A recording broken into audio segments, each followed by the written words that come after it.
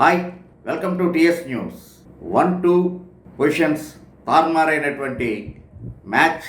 Number 2లో ఉన్నటువంటి KKR first ప్లేస్ని ఆక్యుపై చేసింది బెటర్ రన్ రేట్ ఆధారంగా. ఇప్పటిదాకా ఫస్ట్ ప్లేస్లో ఉన్నటువంటి ఆర్ఆర్ సెకండ్ పొజిషన్కి వచ్చింది. బట్ ఆఫ్ కోర్స్ ఇద్దరు కూడా 16 పాయింట్స్ తోటి ఉన్నారు.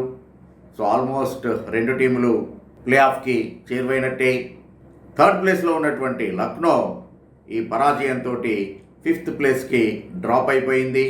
టాస్ గెలిచి ముందు ఫీల్డింగ్ చేయాలన్నటువంటి నిర్ణయం రాహుల్కే బెడ్స్ కొట్టింది. సూపర్ ఫామ్లో ఉన్నటువంటి పర్టికులర్గా ఈ ఎడిషన్లో బెస్ట్ ఓపెనింగ్ జోడీగా ఉన్నటువంటిది అటు ఎస్ఆర్హెచ్కి సంబంధించినటువంటి Travis head and Abhishek Sharma తర్వాత కన్సిస్టెంట్గా ఓపెనింగ్ జోడీ ఉన్నటువంటిది కేకేఆర్కే. Phil Salt, the English wicket keeper, and the Caribbean allrounder Sunil Narine మరొకసారి కేవలం 26 బాల్స్లోనే 61 రన్స్ యాడ్ చేయడంతో ఒక్కసారిగా లక్నో బౌలర్లు ఏం చేయాలి, ఎక్కడ బాల్స్ వేయాలి అనేటువంటిది అర్థం కాక పరుగుల్ని ధారాళంగా సమర్పించుకుంటూ వచ్చారు. ఫిల్ సాల్ట్ ఎక్కువసేపు నిలబడలేదు, కానీ ఉన్నంతసేపు మాత్రం a cameo innings, the beautiful fireworks, 32 runs in a quick session. But the player of the match, Sunil Narayan, 39 బాల్స్లోనే 81 runs సాధించాడు. రవి బిష్ణోయ్ అతని వికెట్ని కనుక తీయకపోయి ఉంటే ఖచ్చితంగానే ఈ సీజన్లో, అందులోనూ తన కెరియర్లో సెకండ్ సెంచరీని చేసుకుని ఉండేవాడే. And moreover he is deserved for that because the way he negotiated the Lucknow bowlers. Sunil Narine well deserved century, he missed it. Raghuvanshi చాలా స్టడీ ఇన్నింగ్స్, నిదానంగా ఆడాడు, ఎక్కడా కూడా దూకుడిని చూపించలేదు. బట్ సునీల్ నారాయణ్తో కలిసి మరొక వికెట్ పడకుండా సెకండ్ వికెట్కి కూడా చక్కటి భాగస్వామ్యాన్ని నెలకొల్పాడు, 70+.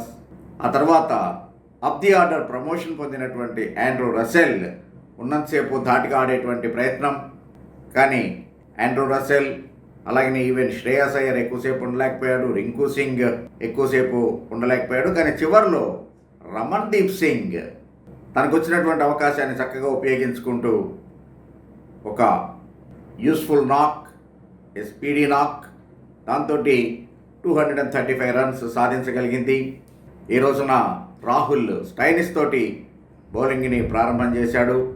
రవి బిష్ణోయ్ ఒకే ఒక్క వికెట్ని తీశాడు. మొత్తం మీద అటు లక్నో బౌలర్లు ఎవరు కూడా వెంటనే బ్రేక్ త్రూలు ఇవ్వలేకపోవడంతో సునాయాసంగా ఆ 235ని చేరింది. చివరిలో కొద్దిగా వికెట్లు తీసినా కూడా అప్పటికే జరగాల్సినటువంటి డ్యామేజ్ జరిగిపోయింది. సో 237 చాలా పెద్ద టార్గెట్. కాకపోతే లక్నో అటు స్టైనిస్ చెన్నై మీద చెలరేగిపోయి ఆడటం, రాహుల్ కన్సిస్టెంట్గా ఆడుతూ ఉండటం, ఆయుష్ బదోని లాంటి ఆటగాడు ఉండటం, నిక్లస్ పూరన్. సో అందుకని ఒకవేళ మంచి ప్లాట్ఫామ్ కనుక పడేట్లయితే ఛేదిస్తుందేమో అనుకున్నాం. కానీ గత 2 మ్యాచ్ల నుంచి డికాక్ స్థానంలో ఓపెనింగ్ చేస్తున్నటువంటి కుల్కర్ని మరొకసారి మిచెల్ స్టార్క్కి దొరికిపోయాడు. స్టార్క్ మొదట్లోనే బ్రేక్ త్రూని అందించాడు. ఆ తర్వాత నెంబర్ 3లో వచ్చిన స్టైనిస్ అండ్ కేఎల్ రాహుల్ సరిగ్గా 50 పరుగుల్ని జోడించారు. రెండో వికెట్కి కొద్దిగా కుదుట పడుతోంది ఈ భాగస్వామ్యం అనేటువంటి సమయంలో రాహుల్ అవుట్ అవటం, ఆ తర్వాత ఈవెన్ స్టైనిస్ అవుట్ అవటంతో ఇంకా తర్వాత పూర్తిగా తడబడింది middle order. Nicholas Pooran also went cheaply. Harshit Rana అద్భుతమైనటువంటి bowling, 3 wickets. Even Varun Chakravarthy 3 wickets. Sunil Narine ఎప్పట్లాగానే economy bowling, 4 overs only 22 runs, 1 wicket. Starc 1 wicket తీసినా కూడా 2 oversలోనే 22 runs కన్సీడ్ చేశాడు. అతనికి ఇంకా మిగిలినటువంటి ఓవర్లు కంప్లీట్ చేసే అవకాశమే రాలేదు, ఎందుకంటే ఇంకా 3 overs మిగిలి ఉండగానే లక్నో ఆల్అవుట్ అవడం జరిగింది. ఏ హ్యూజ్ మార్జిన్ 98 runs తేడాతోటి కేకేఆర్ విజయాన్ని అందుకుంది. దీంతో ఎక్దమ్ నెంబర్ 1 పొజిషన్కి వెళ్ళగలిగింది.